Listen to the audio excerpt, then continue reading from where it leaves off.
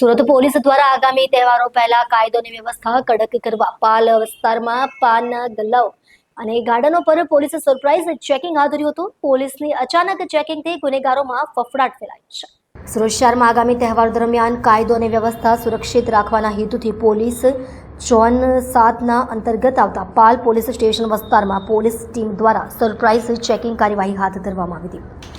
આ દરમિયાન પાનના ગલ્લાઓ તેમજ ગાર્ડનો પર ખાસ ચેકિંગ કરવામાં આવ્યું હતું. પાલ પોલીસના ઇન્સ્પેક્ટર શીતલ શાહ અને તેમની ટીમે આ વિસ્તારમાં આવતા વિવિધ ઠેકાણાઓની તપાસ કરી આ કાર્યવાહીનો મુખ્ય ઉદ્દેશ્ય તહેવારી સિઝન દરમિયાન શહેરમાં શાંતિ અને કાયદો વ્યવસ્થા કાયમ રાખવાનો છે.